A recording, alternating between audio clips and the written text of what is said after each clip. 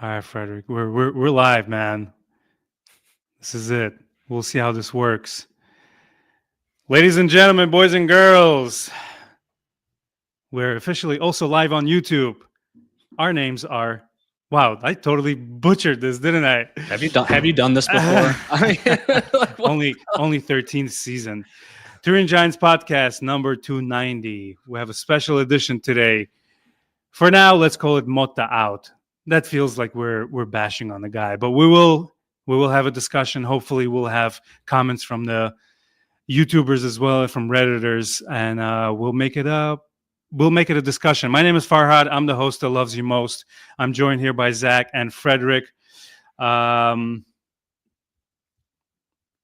get into it, shall we? Trezeguet, Salaceta va al cross, salta Trezeguet, colpo destro Giorgio Andrade, Tudor, rete, rete, Tudor ha segnato 3-2, 47 minuti e 16 secondi, la Juventus ha segnato con Tudor, esplode di entusiasmo il delle Alpi, la Juventus è in vantaggio.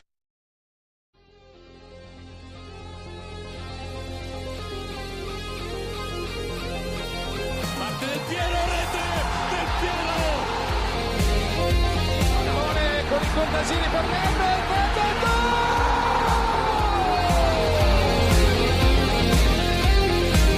Pirlo, la conclusione in rete, Andrea Pirlo, un gol pazzesco, Del Piero, gol, Alex, Del Piero, di Pogacar, Pogba, rete, un gol incredibile. Pogba fa esplodere lo Juventus Stadium.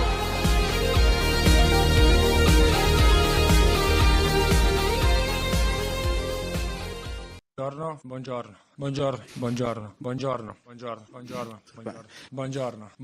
Come ha detto lei, buongiorno. Zach, you think that's enough intros? I hope so. What are you gonna do? What are you gonna do when Dusan leaves in the summer, man? You're gonna have to find a new Buongiorno. I don't know. It's too much of a classic to let go. I bet he's happy today, huh? Boys and girls, like I mentioned, we are live on YouTube as well. We actually gained a bunch of new subscribers, so thank you all. Turin Giants, YouTube.com/Turin Giants official. We'll be checking from time to time, see if anybody joins us on the live version. But this will be posted on Spotify, as well as Apple Podcasts and YouTube and a bunch of other podcast platforms. Lots to talk about, obviously. What shall we begin with? We have a new coach. I don't know if you guys have heard or not. What was it like for you, Frederick, yesterday? Let's start with you while I get some of the producing duties in check. Frederick, you were Motta out. You were a believer for a few days until until you were not. But do you think this was good timing, bad timing, just in time, or give me your thoughts, buddy? I don't think there ever is a good timing because I see this as an absolute loss, no matter the fact that I couldn't stand Motta or was #Team Motta out. I think this is a loss to Juventus because ultimately it's a sign that your season has gone to shit, which it has. The only thing left to salvage now is 4th place. But it's an admittance of guilt. It's an admittance of guilt from the players. It's an admittance of guilt from Giuntoli. It's an admittance of guilt from management. So something had to be done, and I agree with Zach in his previous reel on our lovely Instagram page that you can go visit, Nice. where he said Look at you that it promoting was, yeah, I'm catching up, where he said that ultimately he lost the dressing room, and you could see that on the pitch. And I had this feeling for a couple of games now. I knew rather soon that he was going to be sacked yesterday. Also, let you guys know in our WhatsApp channel. I wasn't surprised, but there's never a good timing for this, especially given the fact that we have now a new coach who has to do his stuff, work his magic in a time span of 4 months, which is completely difficult. And it's even more so difficult given the fact that our team mentally is completely destructed and destroyed. So Tudor has his work cut out for him, but I think in all fairness, there was no other option at this point. Yeah. I forgot to introduce Alessandro Del Piero, boys and girls, as always.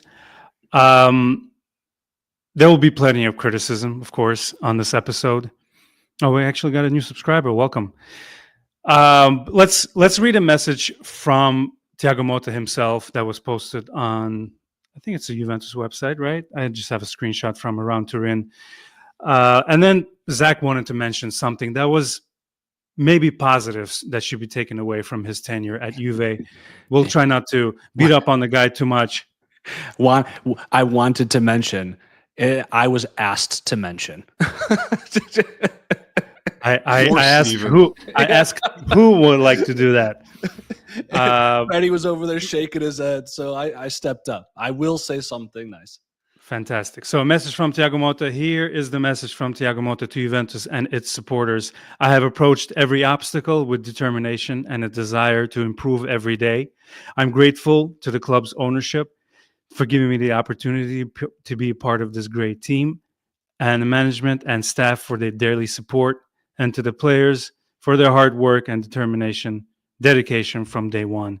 I wish Juventus and its fans all the best in the future. Well, first of all, Zach, positives that were taken away from Motta and his stay at Juve.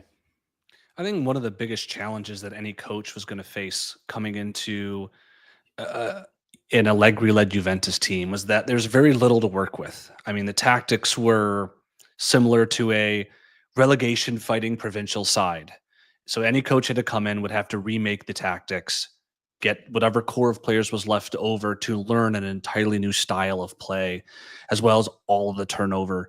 And I think the way our team has generally played from a possession-based game, from a tackling, especially in the middle third of the pitch game, and showing composure with the ball, all things that were just inconceivable under Allegri, are direct evidence to me that Motta did sort of remake the thinking and remake the tactics around this club that I think a more competent and experienced manager could pick up and actually make into a legitimately threatening final form. Thank you, buddy. Yeah, as you guys can see, someone's watching us. We have comments here. What do you guys think about? First of all, very hard to pronounce, but Iorio, welcome. Thank you so much for joining us. I think I'll direct this message to Freddie regarding Giuntoli is just as much to blame as Motta. I've seen that a lot, and it sounds like Giuntoli is the next to go because Elkan is pissed, and you don't want Elkan to be pissed, right? Correction. He in the chat, he says, pronounce Giorgio. I probably butchered that too. So apologies. Sorry for butchering your name, man. We completely apologize, but thanks. Oh. Okay, I see it. Okay. Thank you. Sorry, I didn't catch up to that chat yet. No worries. I agree with our Greek friend Giorgio. I think Giuntoli is to blame as well, and I think Giuntoli is the first to leave in June, or the risk of Giuntoli leaving or being fired is pretty evident. Also, a bit of a scoop again. My source told me today that Giuntoli's head is indeed on the chopping block. And the person who's most likely to replace him is, which I think I said a couple of months ago, Paolo Maldini. You heard it here first, Turin Giants. So if Giuntoli gets fired or he leaves, because there was talk of him resignating and holding the honor to himself. Paolo Maldini is a suitable and qualified candidate, or at least on the short list to replace him. To expand specifically on the question or the comment about Giuntoli, I think you partition blame, three ways, right? You definitely, we're going to talk a lot about Motta this episode, and a lot goes to him. We're going to probably talk a bit of the players as well, because I think some of the performances that certain players have made have been suspect on whether they're really trying, and so they deserve some of the blame. But I think a lot of what we've talked about this year as sort of undertones of the struggles of this team is the front office management. And I think when we look at how certain players were shown the door, like your Danilo, an experienced player or captain who we very much needed, not only in defense, but also from an experiential standpoint. When we look at young players being frozen out, supposedly after Leipzig, Fagioli was told, you're on the bench when he had a fantastic, I think 2 or 3 straight games. It's just confusing. It's baffling. It's showing inconsistency and disrespect. And I think at the end of the day, if you tell everyone it's a year 0 and that we're building this project, and then you end up firing the manager, the one who's supposed to shepherd in this new era before the end of the first season, it shows that the people who hired him, the people who vetted him, the people who went out on a limb to bring that person in, did not properly vet. It did not properly review and did not properly prepare this candidate or prepare for this candidate to bring in the right person for the job. And I think this whole sacking in general, especially if we're to believe what some of the things that Giuntoli said in the press surrounding Motta sacking is true, it just shows either an incompetence or a detrimental stubbornness and sort of an intransigence to change and adaptation that you need as a front office manager. Frederick, why so much? Sorry, go ahead. No, you're okay. Why so much? I'll ask you a question. Why so much hate for Giuntoli?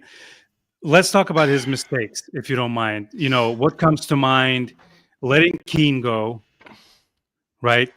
I see it. I see it in another light, because we all, and I want to comment on what another follower just said, Grumpy23. Grumpy23, welcome. Yeah, about the sacking of Giuntoli.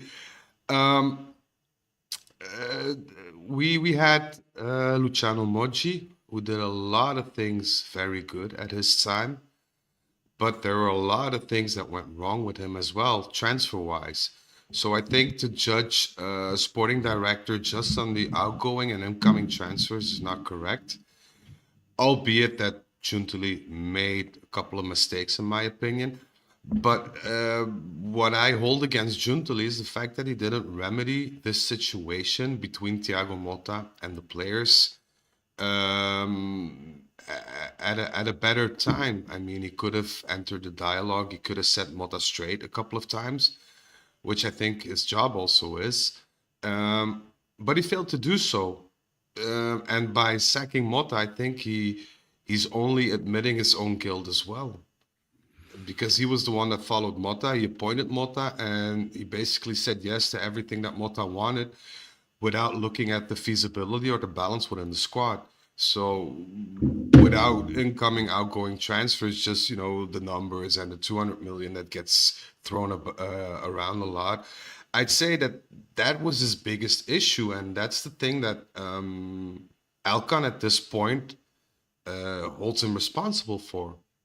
Because he had 2 jobs: to construct a winning team, not this season, but a team that, was on its way to win or at least get some trophies, in which he failed miserably. And the other was to bring up revenues and cut some of the costs that we had. So he did that, but he sacrificed a lot in order to get that. So I think all across the board, I think we can say that Giuntoli's first 2 years have been a mistake, and it's always, in hindsight, it's always easy to spew a bit of venom, but you have to be balanced, especially given the task that Giuntoli has. And I think the people above Giuntoli there made the first mistake. Because if you have a sporting director, he should have a general director to which he reports. And that's lacking. So Giuntoli basically had carte blanche, as they say, as did Motta.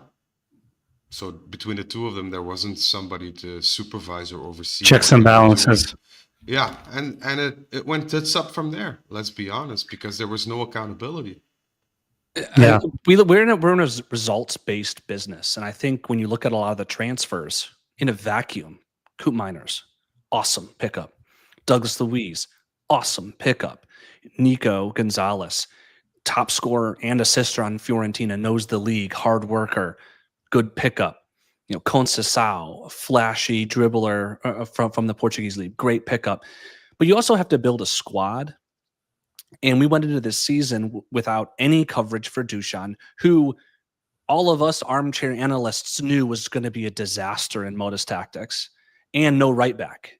You then, even if we blame Motta for freezing out Danilo and Fagioli, we're talk about checks and balances. If that's what the squad needs for balance, or if that's what we need for leadership, or whatever it might be, then Giuntoli needs to have a conversation, say, no, these guys got to stay for these reasons, you know, and there has to be a tit and tat there. We have an imbalanced squad that Giuntoli helped build. And if he brought in the coach and if he was shepherding the new vision that we then are blowing up before the end of the first season is a results-based business, that is direct evidence that he has failed. He did not bring in the right people and he did not bring in the right players.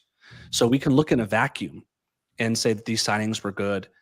Certainly a lot of us, myself included, did say that in the fall. But they have to produce, and it's up to guys like Motta and Giuntoli to ensure that that's what happens. And both of these guys, by virtue of where we are now, have failed. I interestingly got a small interview with Tacchinardi on Sky Sports Italy today, where he was commenting on the arrival of Tudor, and he praised Tudor for his mentality, the way he approached this game. But he also said another thing that I found remarkable. He said, you cannot create a winning team if you don't have a winning team. And this sounds retarded, but he, as a team, the winning team, he meant everybody behind the players.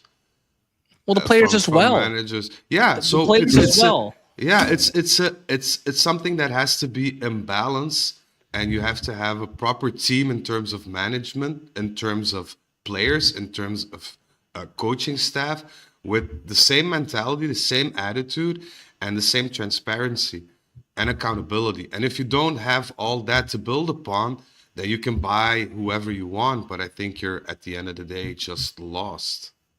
And we saw that after within the players. You know, I railed about the expulsion of Danilo, and at the time, a lot of folks like myself who were saying, "Why are we getting rid of this guy?" We got a lot of hate for it because he just didn't start the season that well. But it's so clear that this team lacked leadership and character.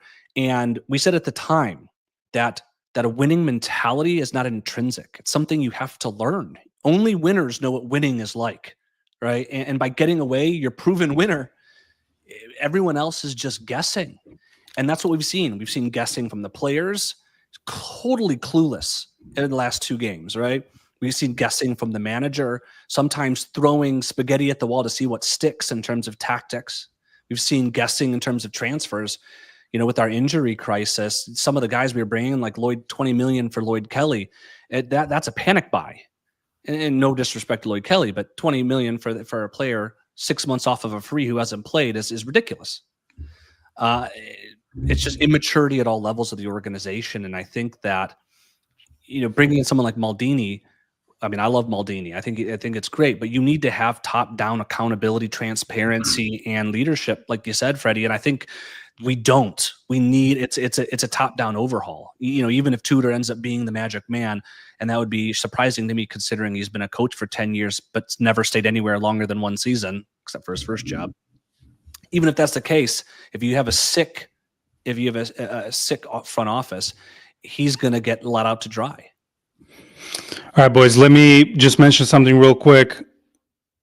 So Motta's tenure with Juve 42 games, 18 wins, 16 draws, 8 losses.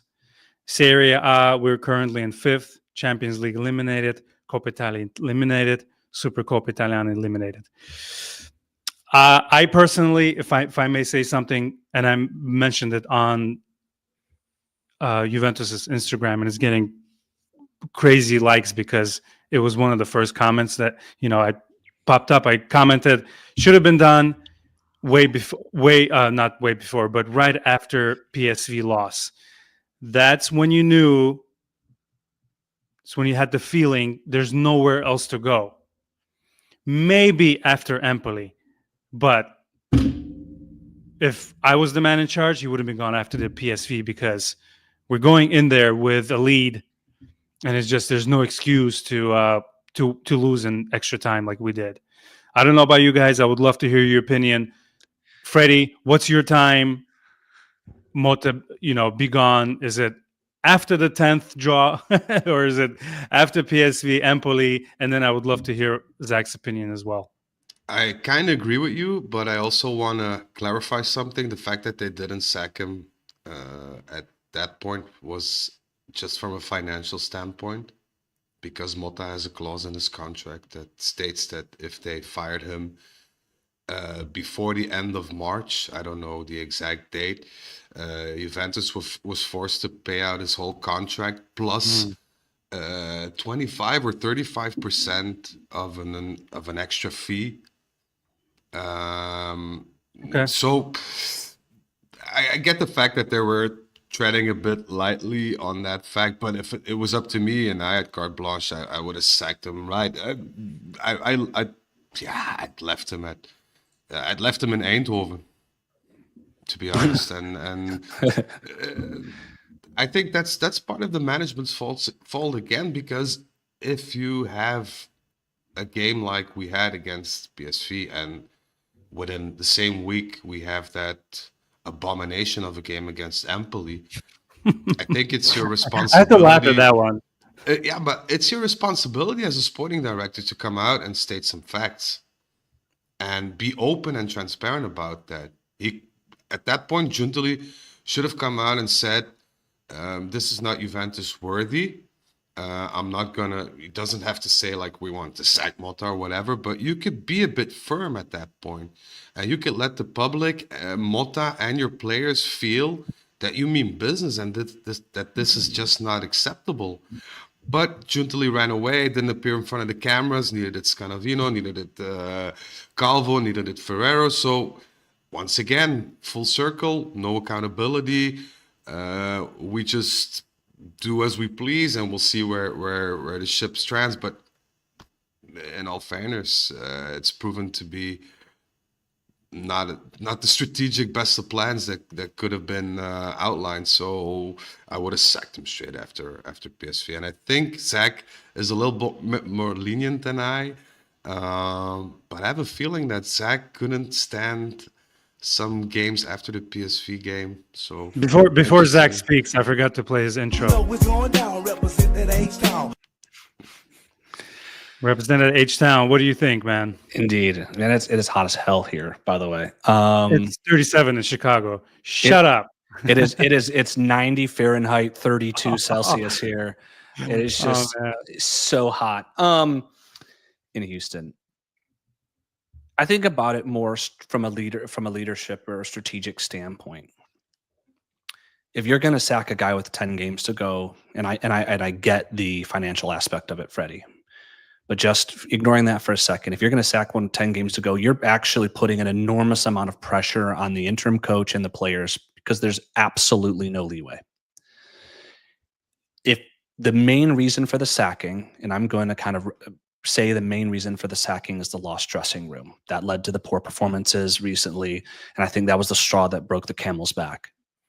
We saw evidence of the bad dressing room surrounding Danilo's departure, Fagioli's departure, the 2 Champions League games in January, PSV, and Empoli. The evidence that there was an issue in the dressing room was there before undefeated February. And so I think if they were actually critically looking at this as a win now mentality, which they've shown by firing Motta now, then they should have done it with enough time for us to bring in an interim manager and give them time with the squad, like Milan did with Conceição. And doing it now, and I get it that other than 4 of our next 5 games are against easier opponents, it still puts Tudor, who is kind of a short-term specialist, and we're going to talk about him later, I know, but Sure. it puts him and the players under an enormous amount of pressure, an unnecessary amount of pressure, if this was done in a more timely fashion. And I think this goes back to, I think, incompetence at the senior leadership level of Juventus for not having a vision and not sticking by it, and not making sure it was transparent at all levels, as well as making sure that everyone was accountable, not just Motta, not just Giuntoli, but the players as well. And examples of Deco and Coop, both players I love, but players who have just for too long played poorly and deserve to play game after game. They're there. That's not evidence of players being held accountable. I think some of the comments in the chat about Motta's comments after some of these games show that he wasn't really being held accountable. The lack of transparency for everybody above him in talking to the press, it just shows you that they weren't feeling the pressure to be held accountable either. Well, you mentioned the table and the pressure of making the top 4. Let's just revisit Inter number in the first place, Napoli second, Atalanta in third, followed by Bologna in fourth, who leapfrogged us. And then we are sitting in fifth with 53 points. 52 points. I'm looking at Bologna and announcing Juve. So Juve 52, Bologna 53, and then in third with 58 points, Atalanta. And I'll mention the games that are coming up a little later, but it's not a great situation. Bologna will do everything to stay in the Champions League. They've tasted that the drama of the UCL, and I'm afraid that they will be fighting for that 4th spot. So yeah, that's the breakdown of the top 5 in Serie A. Let me ask you guys a question. How many points? I mean, we got 13 draws. How many of those would have actually been wins, do you think, if Bremer hadn't gotten injured? Oh man. We're just speculating here, but way more. Do you think 4 or 5 of those would have been wins instead of draws? Well, we need to see how many. Like, you guys will know that better. How many games of those did our defense crap the bed? I mean, it just anecdotally, how many games in this 80th minute we let in a tying goal? I think that when you think about it, we could conservatively say that 3 of those 13. Probably. I mean, think of it. Bremer went down. We were undefeated. We hadn't let a goal in the league, right? We let in 1 goal in the Champions League. Like, that's the form we were playing on. A lot of draws still at the time, but if you're saying that 3 draws would have been wins, that's a 6-point difference. Yeah, I guess one tantalizing question is, and that would have put us, by the way, equal with Atalanta, 5 points clear. Just if 3 draws were wins due to Bremer playing. Did Bremer's injury ultimately doom Motta? Because if we're at 58 points, the morale of the players is going to be better because they're going to feel a little more secure, right? And management's not going to feel as under pressure to sack Motta when he's in the Champions League spot, because that is success. I feel like we'd be in solid 3rd spot right now. I don't think we're in with the big boys yet, but that kind of broke, and there were so many moves we had to make in January because of his injury. And then someone else went down, right? Cabal, right? He's out. He was out right after. So let's not forget about him. But yeah, but Bremer is maybe a top 3 player in Serie A, maybe one of the best defenders in the world. I agree. He goes down with the 8th game. And the Juventus's issue was we couldn't score goals, so when every goal we conceded was that much more valuable against us because we didn't give ourselves any margin. It's interesting to think if Bremer didn't get ever injured, and Bremer scores goals as well. Motta would have. I mean, and we're terrible on set pieces, but if we're 6-9 points difference, like Jorgo said, again, apologies for the pronunciation. Motta's still here. Everyone in management's still here.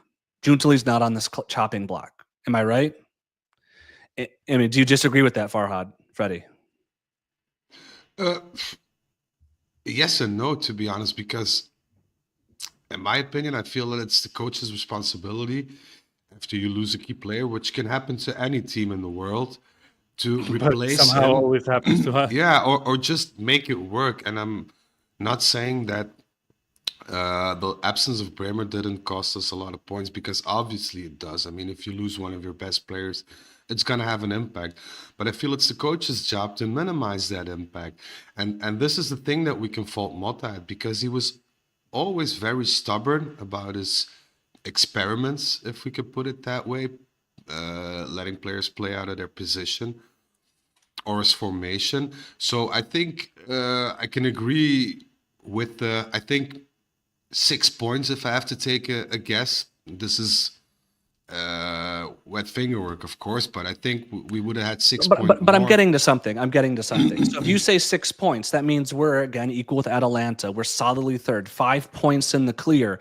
You and I and Farhad are, we, as a matter of fact, would not be having this discussion. Motta would not be out. Giuntoli would not be on the chopping block. Scanavino, all them nobody would care. Alcon would still be gallivanting around the world doing his thing. Okay.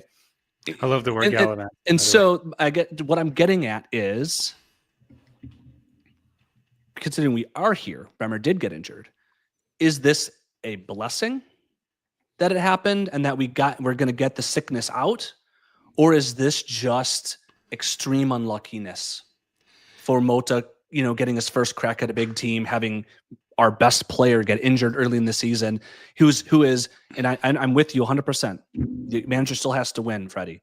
But I mean, you lose your best player on any team, especially one as financially pressed as ours. It's impossible to replace. Like, is this a blessing in disguise, or is this just unlucky? After Freddie's answer, I would love to read some comments. I just didn't want. Yeah, sure. I didn't want people to feel like we're ignoring them. Go ahead, buddy. I feel, well, a blessing, it's a big word, of course, but you have to look at things from another perspective as well, because from what I gather, there were like people lining up in front of Giuntoli's office the past couple of months to complain about the things that Motta said and did during practices.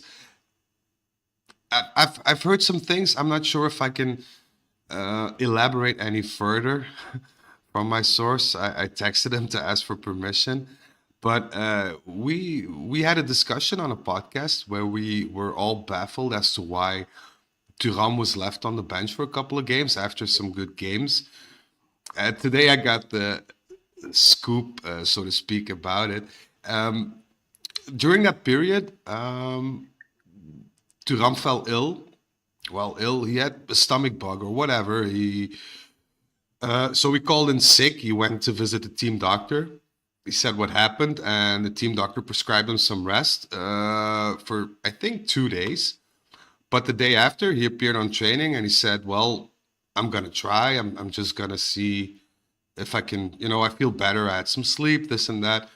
And Motta just demolished him in front of the team, saying that he was insubordinate, that he didn't respect the hierarchy, and went into a rant about his vision of football and left like the players surrounding the training pitch baffled, because it was a monologue that didn't hold any water. Mm-hmm. It's just rambling. And that's actually the point where it started to overflow, like the how shall I put it? The whole vibe, the frustration, the tension between the players and Motta. But I guess my point is that tension doesn't happen if we're winning. If we're 5, 6 points, 9 points higher, tension it doesn't happen in the same regard, because people get comfortable then. Yeah, right? But I think my point being is, I think even if we had Bremer, something would have happened, because Motta was just not capable of managing a team of players, of personalities, of sports people, of a group. I think his group management, his stubbornness, his egocentricality just got in the way of bonding. Because I think if we had Bremer and we had a couple of more points and we would have been on fire, as they say, it would have helped. But I think Motta, combined with the players we have, the management we have, was a ticking time bomb. And it was bound to explode with or without Bremer. So I'm happy that it happened now. I mean, happy is a big word again, but I think it was inevitable. Yeah. So you're saying it's a blessing. Yeah, basically. Very good. All right, boys. So we've got people joining us and commenting. Thank you so much. This is our first time going live on YouTube. We really appreciate you. Giorgio, man, Giorgio, his keyboard is smoking right now. I love it. I love it too. People are into it. I love it so much. So Giorgio, just a couple of comments from him because there's enough to fill a podcast here. My man's on fire. So he said that I think Giuntoli overrated our squad. We like leadership and management.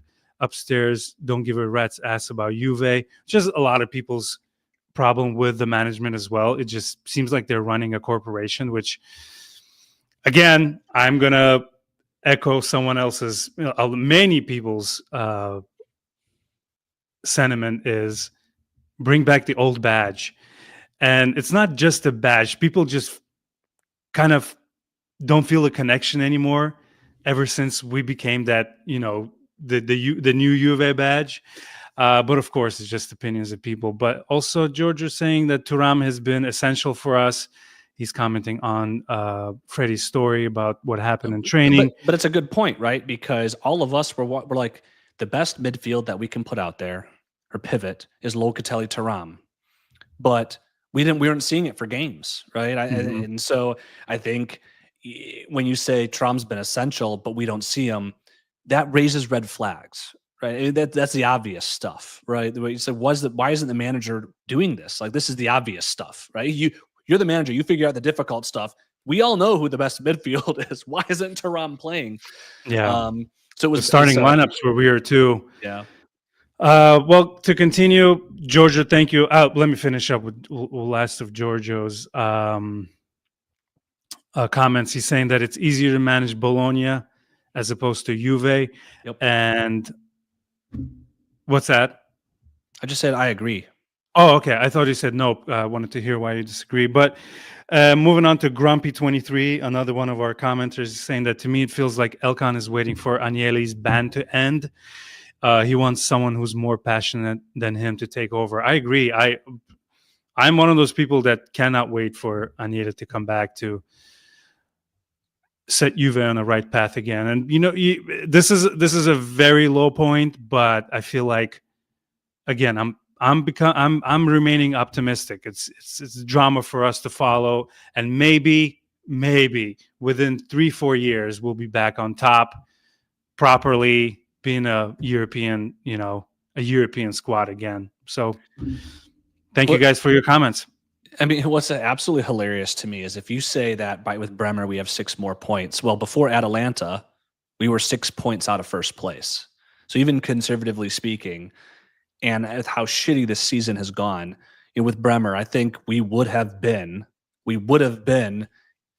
either first place or in the hunt for the majority of the year, which is just crazy. Again, if we take Motta out of the equation and we put a better man manager, which ultimately doomed Motta, is his lack of good man management. You put a better man manager out there, you bring in a right back and a striker who can actually score instead of Dusan, this team probably is pretty darn close, right? You get right back, a forward and Bremer back, and this is a team that actually, I believe, and what we've seen, even with all of the crap we've dealt with, you take that next step up with just those couple fixes. This could easily be a team that starts competing not only for Scudetti, but also internationally.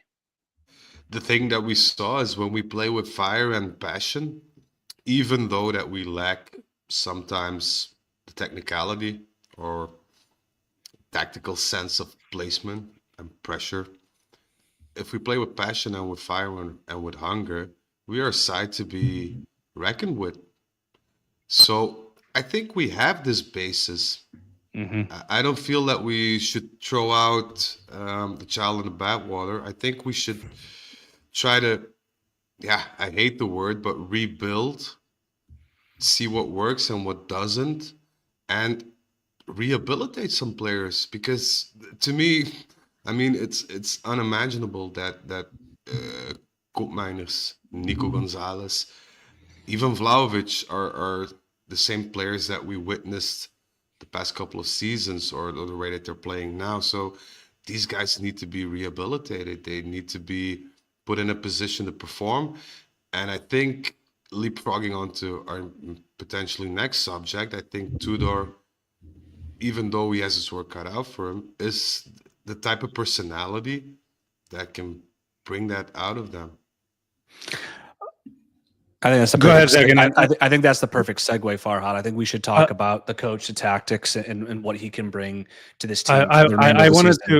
I wanted to bring up our Instagram comments, because we have a lot of people who listen on Instagram. It's all right. You didn't know. So I posted a thread. Well, not a thread. I just posted a photo of Motta and asked our followers at Turin Giants on Instagram to comment with their thoughts on the whole situation. Obviously, there's a ton of like 40 something comments here. I wanted to bring up something from our old friend, the old lady.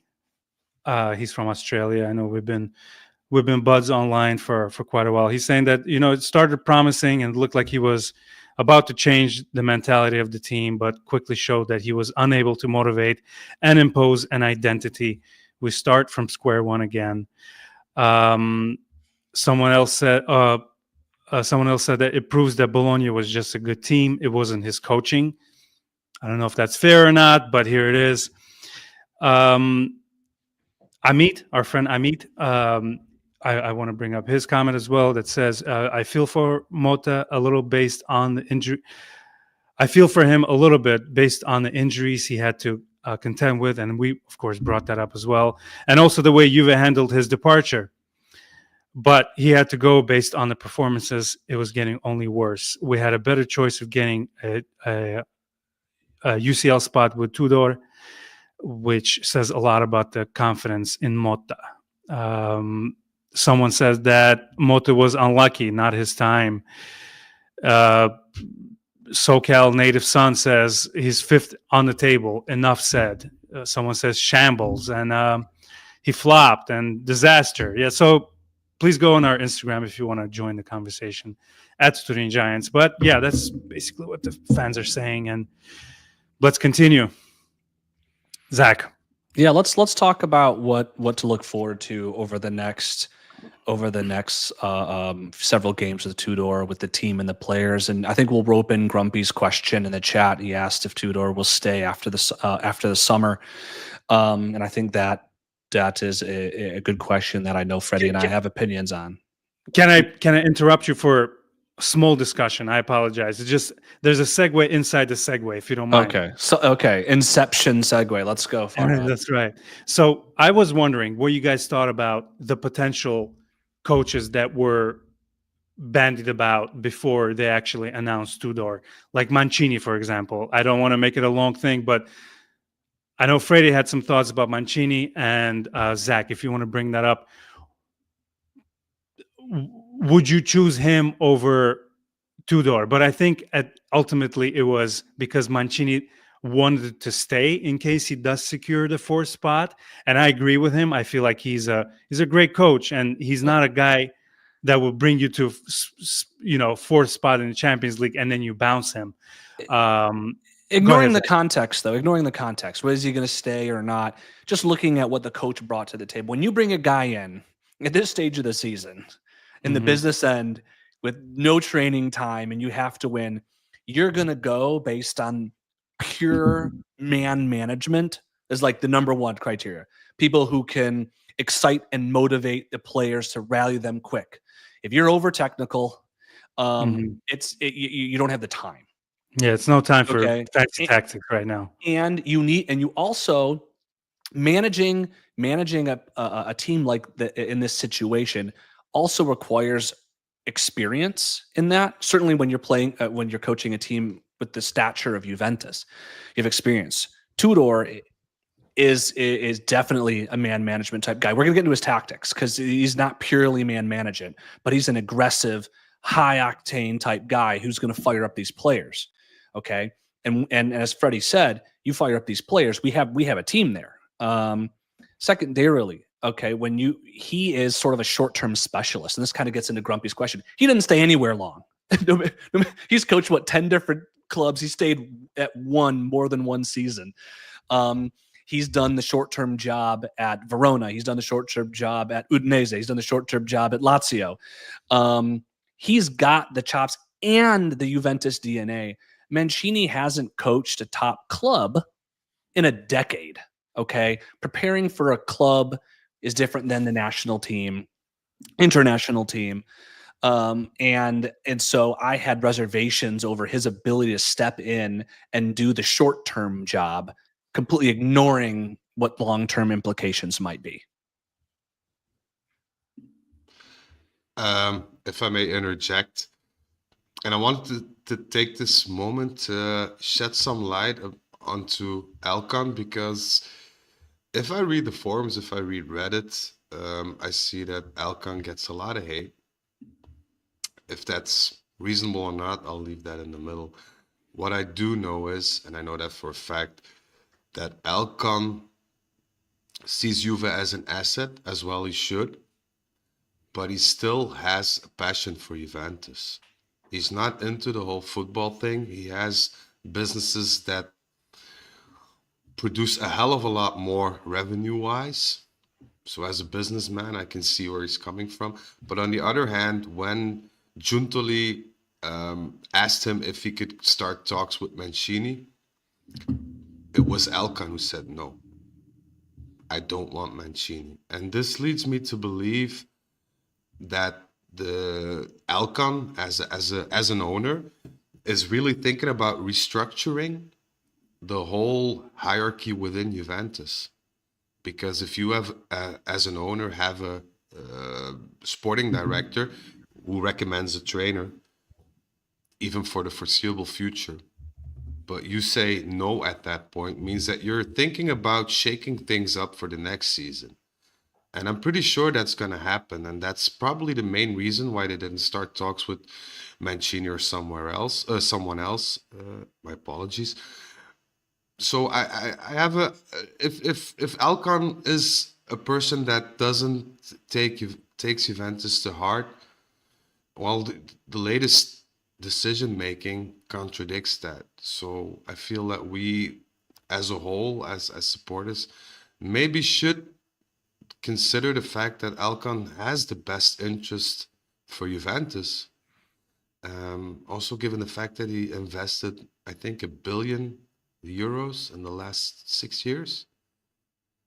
It goes both ways, Freddie. I mean, you say all of that, but he also put the people in power that have led us to here. So, maybe you could say maybe he hopefully learned from his mistakes or whatever, but there's still a lot to prove from the administration side of the club. But I also think when the whole board resigned at once, Paratici, Nedved, Agnelli, it was also an admittance of guilt back then, financially.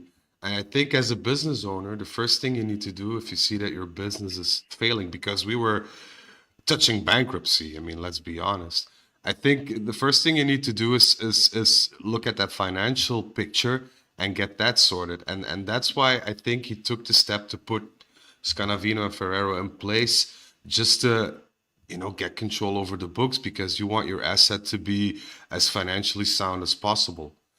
And I think after having done that this season, I think he can move on to the next step and bring some structure and some football identity back into management. At least that's my hope. We'll see what the future holds, but I can see a sort of a clear path. I'm not saying that it's gonna be not a bumpy road, but I can see his good intentions with Juventus as a football club, but as a business asset as well. All right, can we leave Inception segue and go to Tudor? Let's go, buddy. Yes. Obviously, many Juventini have seen him play for Juve and Yes. play well. Fredo, let's mention a couple of memories that you have of him as a player, and then we'll give Zach an opportunity to talk about him as a coach. I have a bifold memory. I have the goal of against Deportivo La Coruña, Which we played at the 47th top of the minute. show. Yeah, but that's a memory I'll never forget, and I'll also tell you why. I was a kid back then, believe it or not. I'm still a kid, but I mean, like really. I just imagine you the same No, bald-headed smoking cigarettes. I had hair and didn't smoke. But apart from that, it was one of the games that I went to see with my dad Oh wow! and a Juventus official club. So not live, but I saw it like on the big screen and an official club. Beautiful. And we were out of the Champions League up until Tudor scored. And I remember actually crying that game because we were playing a shitty game, to be honest. But I was very disheartened at that point. And my dad looked at me, I think it was like 2 or 3 minutes before Tudor scored, and he said, "This is one of the biggest life lessons you'll ever have. Even the things that you love most will eventually hurt you the most, but you have to get on top of that because that's when you'll eventually find true love, whether it be it in relationship or friendship or with a football club. You have to get past these moments, and even though they hurt, you're gonna, in the long run, it's gonna be worth it." And literally 2 minutes later, Tudor pulled that volley right out of his backside, and yeah, it was an amazing Italia, moment. Trezeguet, Salaceta va al cross, salta Trezeguet, colpo destro di Jorge Andrade, Tudor, rete, Tudor ha segnato, Dele Alpi goes wild, huh? Beautiful story, man. Beautiful story. And I mean, it was one of the moments one of the few moments that I actually bonded with my father. And so it. for me, it was an amazing memory. And when I read that he was going to be the second coach, Pirlo's right hand, that he paid 150K out of his own pocket to pay for his release clause at his other team at that point. That was amazing because he wasn't even head coach. He was going to be like second coach, and he paid his own release clause. If that doesn't scream Juventinità, then I don't know what does. So I have. Alessandro Del high Piero is regards. happy. So before we get to Zach, let's mention 2013 to 2015 Hajduk split, 2015-16 PAOK in Greece, 16-17 Karabukspor in Turkey, 17 Galatasaray, 18 Udinese, 19 Udinese, Hajduk split again in 2020, and that's when he paid his release clause from Hajduk split to join Juventus as an assistant. Then returns to Serie A coaching with Hellas Verona, Marseille, Lazio, and now Juventus. And almost all of those, except for the first couple, as 2 sort of caretaker roles in less than a year. Even his back-to-back Udinese splits were separated with him leaving and then coming back. Are you guys happy we have a bold coach now? Well, he's like us. Like we understand him. He's One of us. One of us. But Yes. I think when you look at a new manager coming in, one of the things you want to say is it a just complete tactical departure from where we were, and not really, in my opinion. And I think that's a good thing. He does play very much. I would liken his play style, like we saw it at Marseille and Lazio specifically, because his Verona was a little bit more pragmatic, more so of a Gasparini-like 3-4-2-1, with the two being more attacking midfielders than wingers, which maybe creates the question of what a pure winger like Conceição might do on our team, whether we would even purchase him at this point. But not getting into that just yet. He loves the high press with the 3-4-2-1. We've employed that under Motta several times this year, or at least in possession, a 3-4-2-1, 3-4-3 at times. And so I don't think it's an enormous departure from what the players are used to. I think what you're going to instead see is more of the influence on the man management side, a more sustained high line with persistent pressuring, ushering the ball into wide areas that where the players can then condense on the ball, win it back, and create scoring chances. His teams tend to score a lot, and his teams tend to concede chances. So I think we're going to hopefully see an opportunity for Colomwani and maybe even Dusan himself to get more opportunities on the ball if the players can buy into his high press and his sort of ball winning mentality. That, again, was not a huge departure from what we saw from Motta. And so, like, when you look at our starting lineup, I think it's pretty easy to see, your Kalulus, your Gattis, your Vegas at the back line, your Weah right wing back, your Locatelli, Thuram, maybe Koopmeiners, Locatelli, considering it's an Atalanta style 3-4-2-1, Cambiasso on the left. I think the real question is who plays in that attacking midfielder role, because it tends to be, again, more attacking midfielders, not wingers. Yildiz probably has that. But do we see Conceição shift in the middle? Do we see Nico in the middle? Do we see Thuram play higher, Coop play higher, Douglas Luiz play higher? And I think ultimately, to get the most out of this formation, that's the biggest question that Tudor has to answer for me, is who's going to be in those two attacking midfielder roles? Because, and we can get into it if you'd like, Farhad, those are the two roles that ultimately dictate how this formation plays, in my opinion. And so I think whoever he chooses, that the pressure's on them to facilitate the way that this formation will work. I agree, and I also think that we'll see a Juventus side that will be a lot more aggressive, with a lot more high pressure. So I think it'll be physically more demanding, and I think that this will be maybe our biggest test. I'm not going to say test because that sounds a bit hefty, but it is in fact a test if you consider the fact that you have to prepare these players to embody that physicality also in training. Because what we saw this season is that, well, our team was spent around the 60th, 70 minute mark. That's something that, to be fair, that happened also under Allegri. I remember. Yeah, but the opponents just pressing us after minute 70 and overtaking us. I think because we lacked physicality in our preseason and in our day-to-day training schedule. I think we saw under Allegri a lot of players gain muscle mass. To me, that was apparent. I saw a lot of players getting really buffy, but I couldn't see them running for 90 minutes.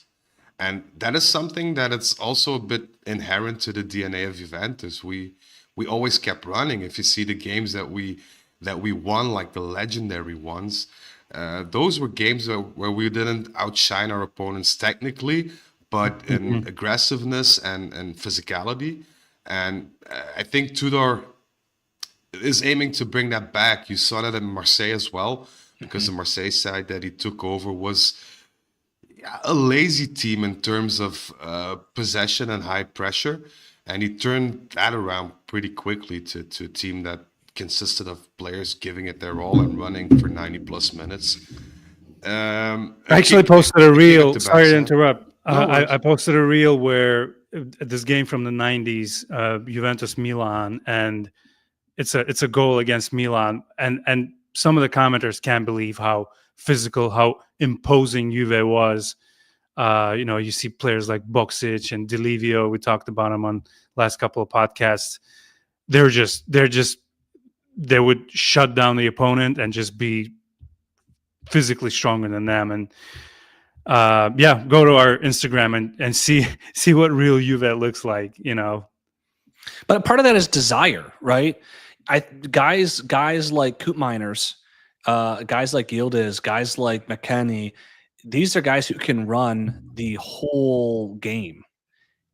they have to want Turan as well. Look, I mean, you got to want it. And when we looked at some of our recent performances, the players did not want it. And I think that's when I talk about man management, right? You're not going to fix the physicality of a team at this stage of the season, but you can fix their motivation and their desire. And I think when I look at Tudor, I look at a guy who can come in and he can shake the fear, the uncertainty, the depression, or whatever you want to call it, that this team has been plagued with. And you can hit the reset button and say, all right, guys, this is how it's going to go.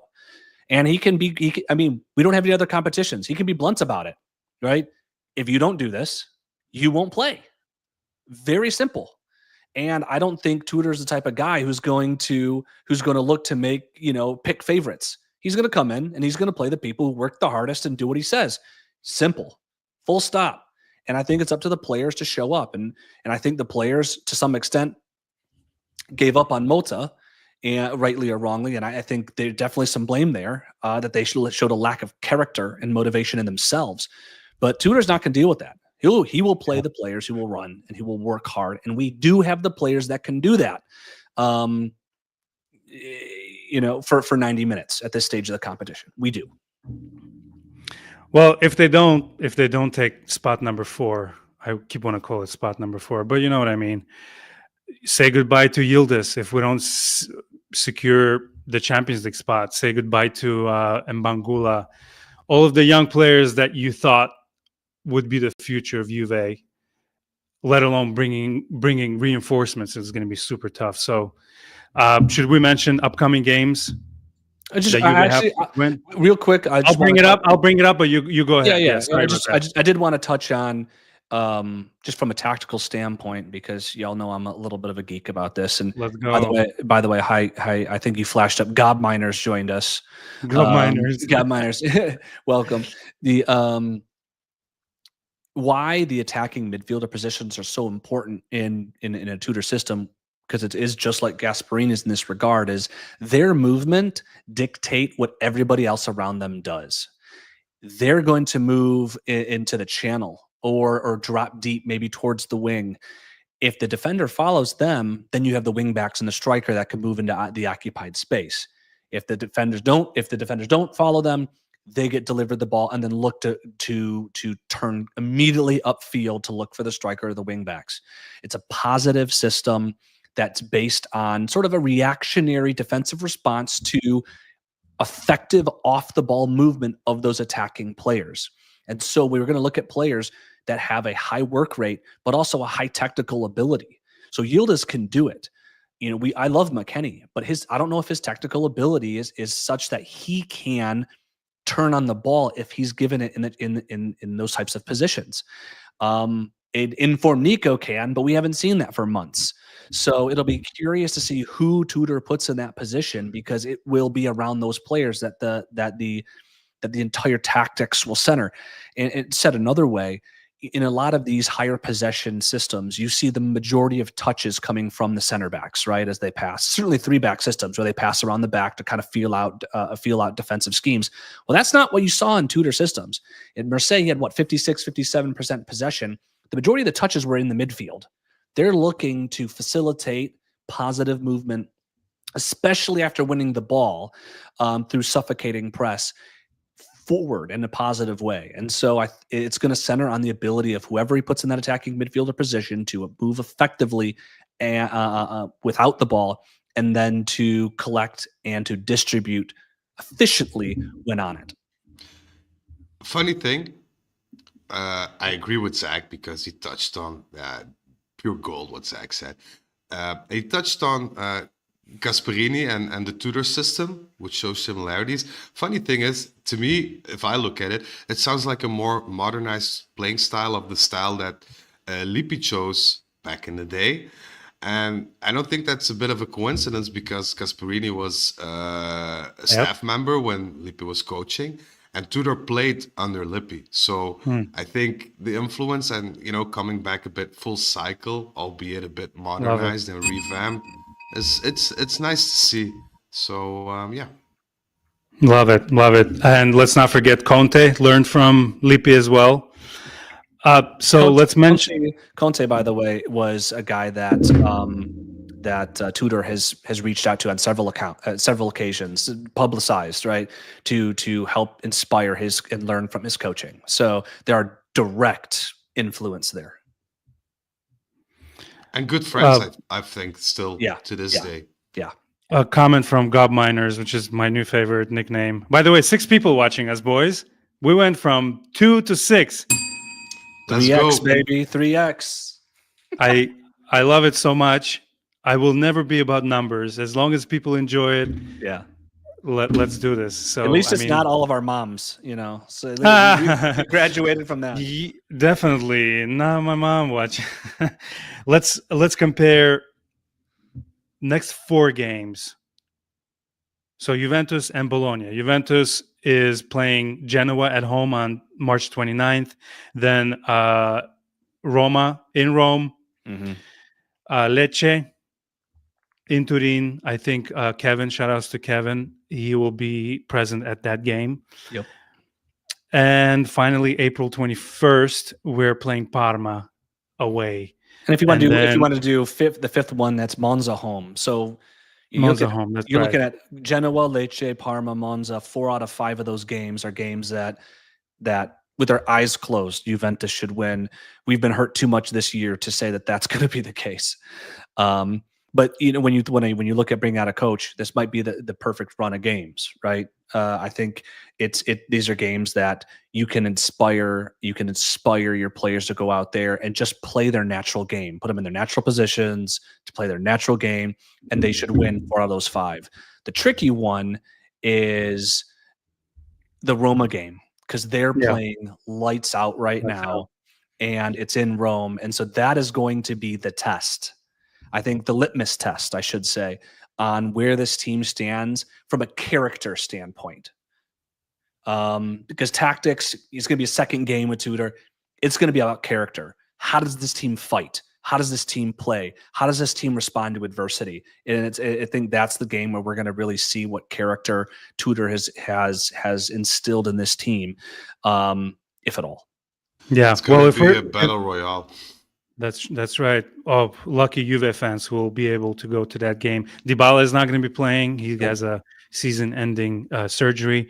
But let's take a look at our direct competitor, Bologna. Their games: Venezia away, Empoli away, and then they get Bologna. I'm sorry, they get Napoli at home, Atalanta away, and Inter at home. So they definitely have their work cut out for them if we really want to capture that fourth, that elusive 4th spot. We need to make sure we win our games, and I'm pretty sure they will drop points. I mean, that's all of it. I mean, it's everyone at this time, and if this season has shown anything, it's that nobody wants the 4th spot because it's been exchanged between like 6 different teams. And so it's just whoever bleeds the lesser amount of points is ultimately going to come away with it. And I think with that in mind, the Roma game's not the kiss of death. If we lose, obviously it would be bad, right? Obviously we'd be bad. But I think there's a lot of points that are still going to be won and lost in this very even, turbulent Serie A season. And I think maybe to kind of segue into the comment from Richie that you showed up there is Tudor, I think it really comes down to man management and who he puts in that attacking midfielder role. If he can inspire the players, shed the skin of the Motta experience, let's start anew, get the best out of players, maybe put in a Gasperini-like system, put Coop into what he's used to, what he's been doing the last several years, right? Get Yildiz off the bench where he was relegated for the last several matches. These types of things could be really simple fixes because, like I said, from a tactical standpoint, it's not terribly different from what Motta did. It's just I wouldn't expect to see Nico Gonzalez, if he plays, to be the one providing width anymore. The 2 attacking midfielders that Tudor plays generally stay more centrally to then make runs into the channel. Being the only notable difference, the only major difference, I should say, from a tactical standpoint for how we've played in possession with Motta to the tactical setup of Tudor. I think we're all excited. Where we're gonna look at. Sorry, I lost the comments here. It's hard to navigate YouTube and doing all of this, but I'm enjoying it so much. But I apologize. Shout for out to low everyone who's connection. commenting. It's great to Yeah, always Yeah. folks. I appreciate all of you. I was just gonna interrupt saying Cop Miners' question, who'd already worked under Tudor. I'm not sure about Let me McKennie, read the but I know question. Milik is. He was wondering. Sorry, he was wondering who from our current squad has already worked under Tudor. If I'm not mistaken, only Milik. I don't know who that is. Apparently, he's still on our team. But Milik and McKennie had such an experience under. I the think Tudor. Milik actually left Marseille right before Tudor joined. So I don't believe they've actually worked together. Oh, interesting. I think, in fact, one of the big challenges for Marseille when Tudor did join was they had lost all their attackers, Milik included. And so if I'm not mistaken, his Marseille team was all Serie A rejects. And he had like Alexis Sanchez playing striker. You had Guendouzi playing attacking midfielder and so forth. So if I'm not mistaken, the only players that I'm aware of that would have played under Tudor is any holdovers from the Pirlo age. And I'm not sure we have any. And that's because I haven't looked at it recently. Freddie, is there anybody that's still on the team from Pirlo's time? I really don't think so. I Other than don't know. Perrine? I think McKennie is the only one. Pinsolio. Yeah, parent. Yeah, Pinsolio probably. McKennie would probably be.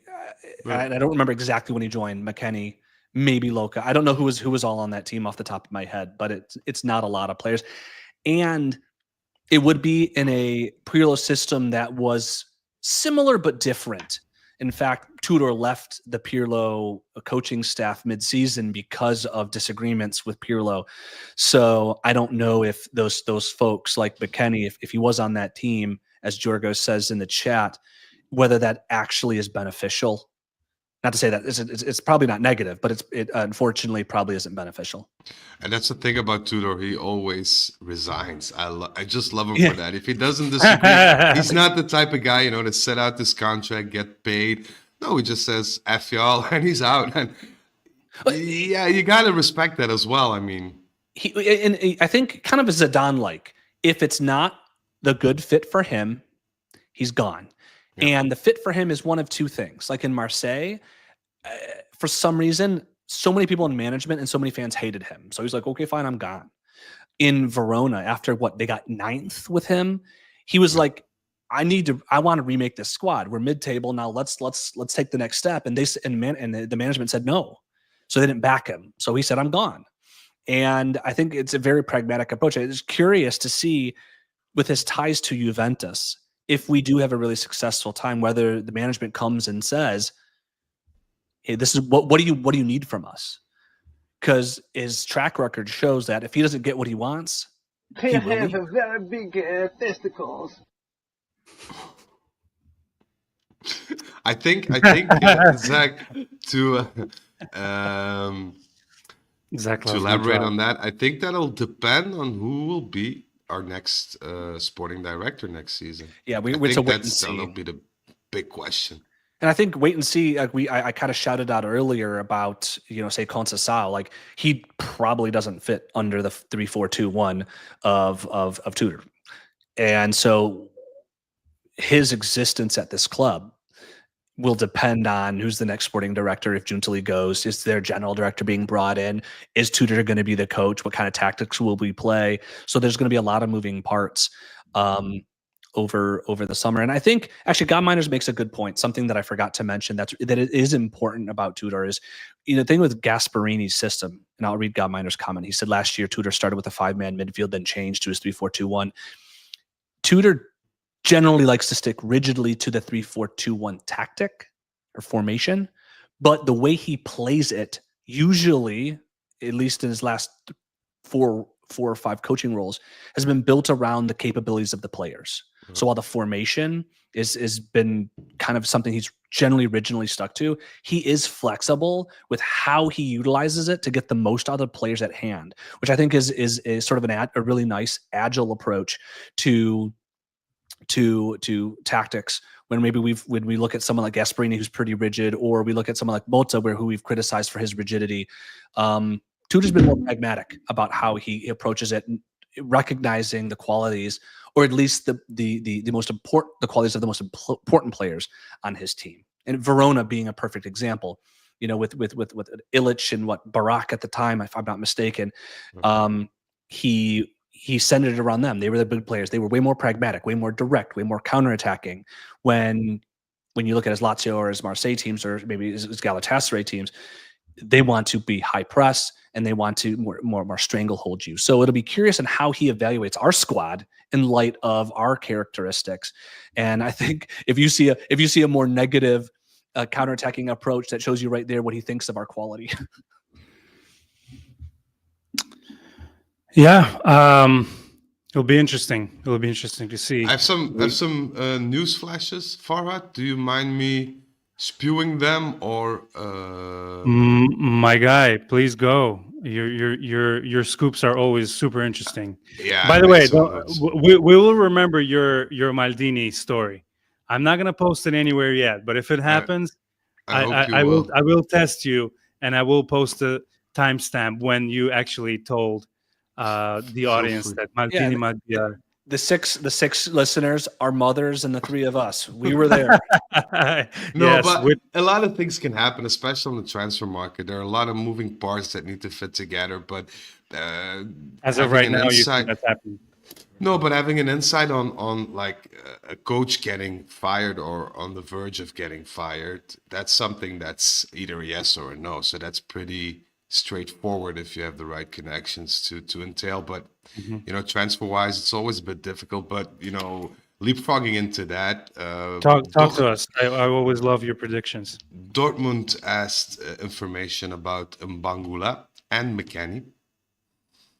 I'm not sure. I have a feeling McKennie's gone after this season. I have no idea. This is not. I just know for a fact that they reached out to Juventus about transfer to both of them. But yeah, we'll see how that develops. No, God! No, God, please! Alcon, as far as coaching, personally wants either Conte or Pep, which seems very unlikely, but this is Mr. John Alcon's desire. So if he can, break the bank a bit more than he already did and can get some of those people in. John Elkann wanted Lewis Hamilton, and he got Lewis Hamilton. So he's got the money if he wants to do it. What John wants, John gets. It's true. I mean, he said no more capital for Juventus, and then he's gonna sack and pay out all the contracts to the front office people. It sounds like so. Yeah. Who knows what could happen. McKennie thing is, it would stink, but the poor guy has had such a bad time at Juventus, where he's always on the outside looking in, and they only extended his contract 1 year. So in this summer, he's yet again going to be 1 year to go. And if Giuntoli is still in charge, he'll get the same frozen out treatment. He'll probably be begging Dortmund to come pick him up, so he doesn't have to deal with this nonsense anymore. Yeah, agree. Also, circling back to Alcon is a big fan of Tonali. Who isn't? Oh. Tonali in this Juve squad would have his place, but let's. Who's going to bring Tonali? Maldini. No, hold on. I need Freddie's inside knowledge for something, because I had a dream that what is the chances, or what are the clauses requiring Fagioli's transfer to Fiorentina to be finalized? Like how can he come back to us? There is a possibility that he can come back to us. It's not an unrealistic thing. The thing that I'm hearing now is that Fagioli is not ready to come back to Juventus. Fagioli feels. But if all the people who froze him out are gone. Yeah, I mean, but it still begs the question: Will Giuntoli be there? I mean, this is the pinnacle of everything. Giving in with regards to our next season, will Giuntoli be there? And if he'll be there, how will he change or adapt? I think those are the two key points that we need to take away. And Yeah, we'll have to wait and see on that. I see Fagioli returning to Juventus someday, to be Oh, honest. I hope so. I hope I so. see him returning to Juventus, maybe not in the way, shape, or form that we hope, like as in next season come back and we'll settle something within that deal that we made. But We'll buy him when no one wants him anymore, when he's won all the trophies, and then we'll bring buy him back for 50 million or something. Like no, so he can retire. No, I see him coming back, but another thing that's very interesting to me is, and this is a rumor, take of it what you will, but they say that Alkan, while he was in Turin, he was there for a day and a half. He spent an hour and a half on the phone with Vlahovic. Which is something unique, because as far as I know, Alkan doesn't like to communicate with players on at those types of occasions, because he feels that he's not the right man to do so. Alkan is very pragmatic in the sense that he thinks, I have a sporting director, he needs to direct the sport. I have a coach, he needs to do the coaching. I have a physiotherapist, so he's very pragmatic and very business-like approach. So given the fact that he spends an hour and a half of his time talking to Vlahovic on the phone, An hour and a half. I mean, how much? I've never how much is spoken John? to anyone. Well, no, I mean, just forget about the time. I mean, like, how much is John Elkan's time worth? I mean, for an hour and a half. I mean, geez, like an hour and a half of his time. That's millions of dollars. I mean, well, I have the text message in Italian here, and so the text message basically is the message I just said, and then the last sentence cracks me up. I know what you're going to say, but no, they weren't talking about escort girls. Of course, the only escorting they were video. probably talking about was escorting Dusan out. It's just because we know his contract is untenable. Yeah, I don't know what they were saying beyond that. Maybe trying to see, like, I mean, let's be blunt. It's probably actually a violation of sporting law to talk to Dusan without his agent if it was about his contract. So who knows? So, I don't know how much I necessarily buy John Elkan, as busy as he is, spending an hour and a half talking to Dusan Vlahovic. So without his agent.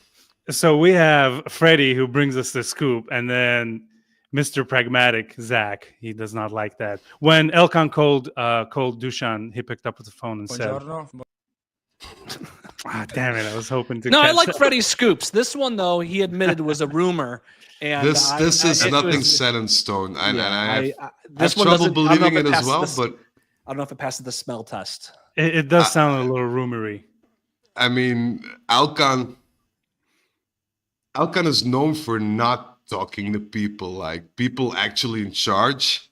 Like he doesn't even pick up the phone when Giuntoli calls. He picks up the phone when he thinks it's time to pick up the phone. Like He picked up the phone for Lewis Hamilton. I'm telling you, so if he did, maybe I mean, maybe.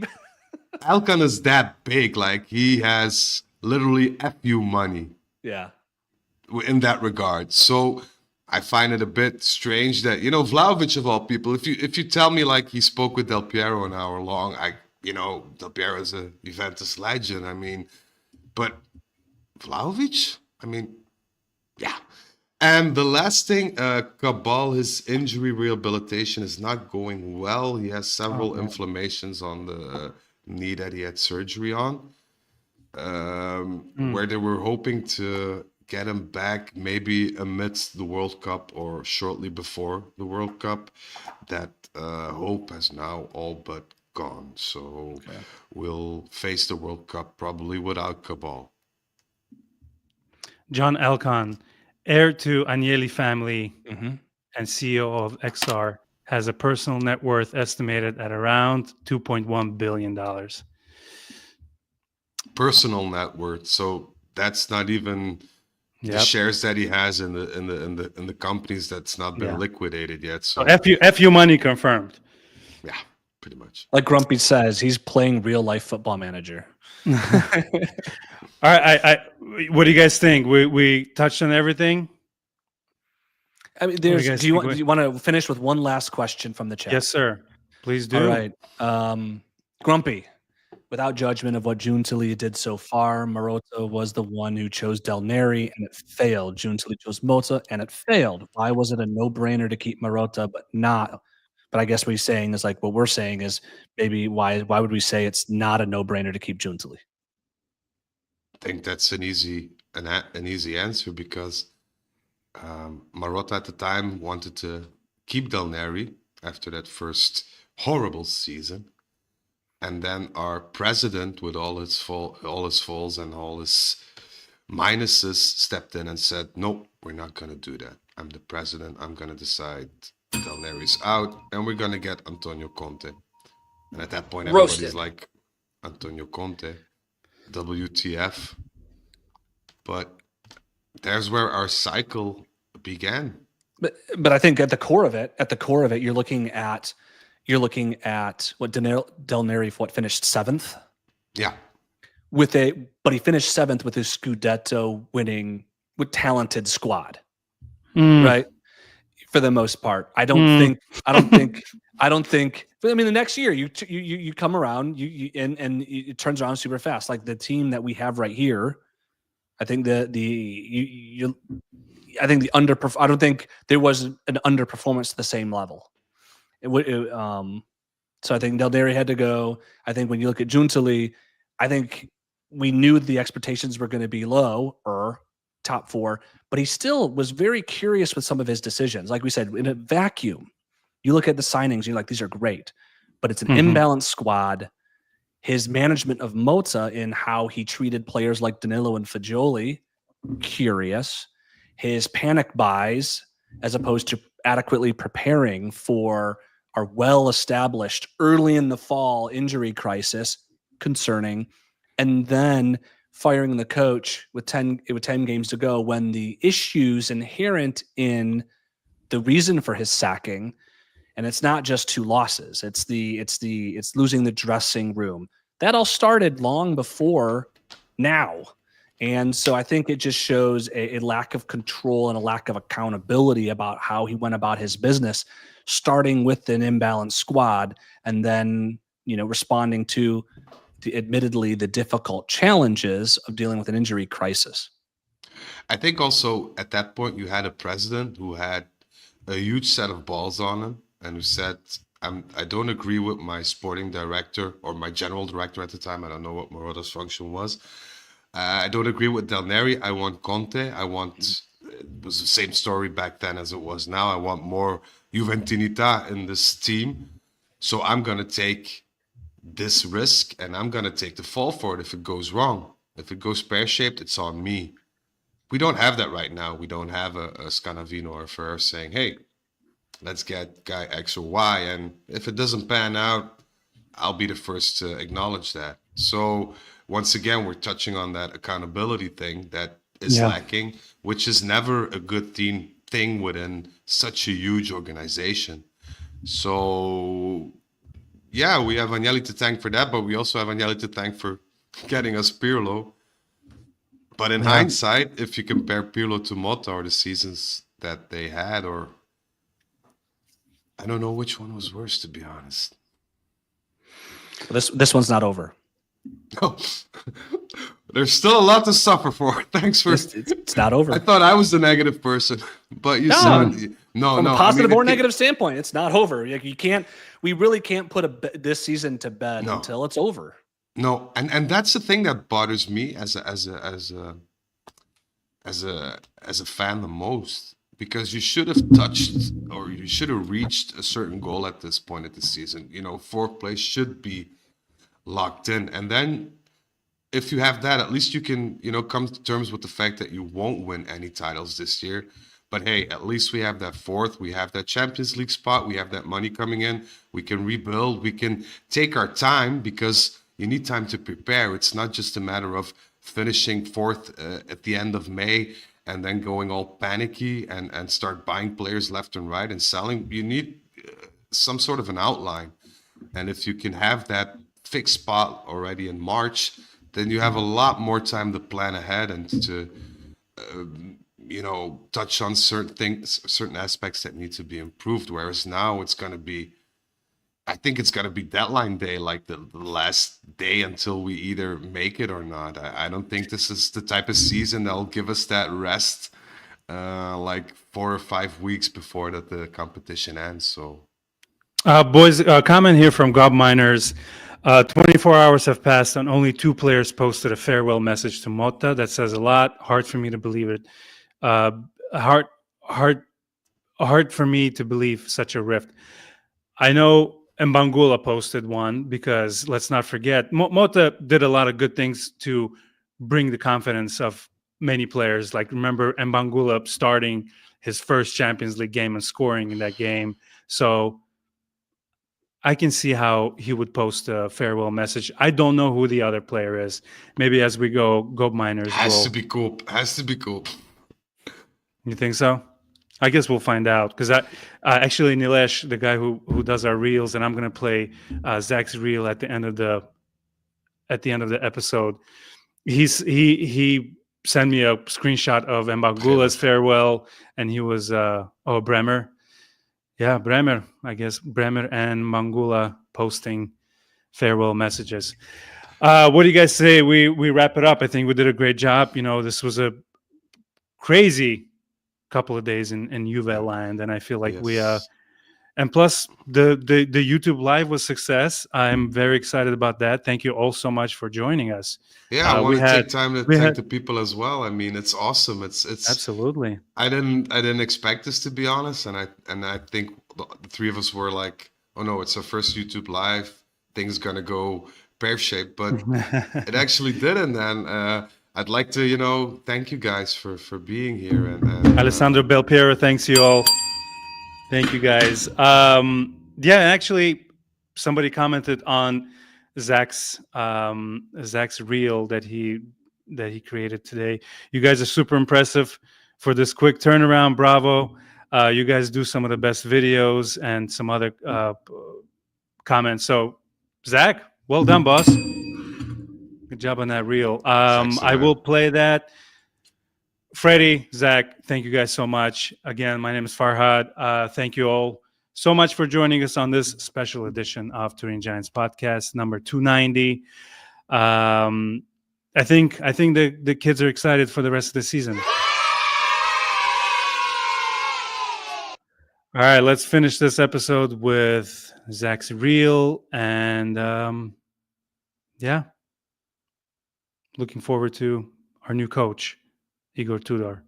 All of us can forgive Motta for losing in the Supercoppa, the lowest priority competition for Juventus. I also think many of us can forgive losing in the Champions League knockout rounds, especially when comparing to Juventus's performance in the competition in recent history. And I think the most lenient of us might have been able to write off the disaster against Empoli in the Coppa Italia. And even then, everyone who bought into the Year Zero narrative from management might have been able to forgive not finishing top 4 at the end of the year.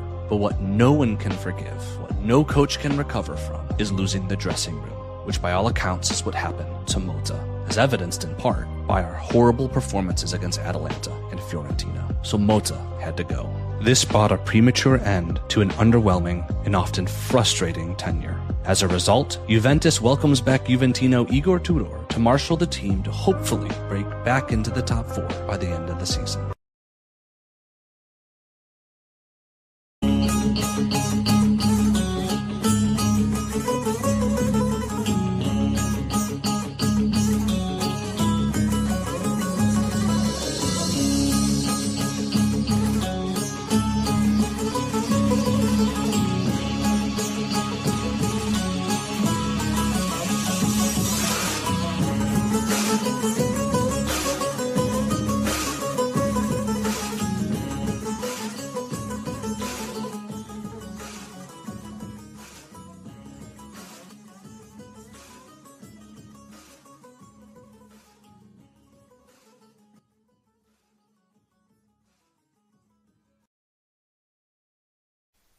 Toodaloo, motherfucker.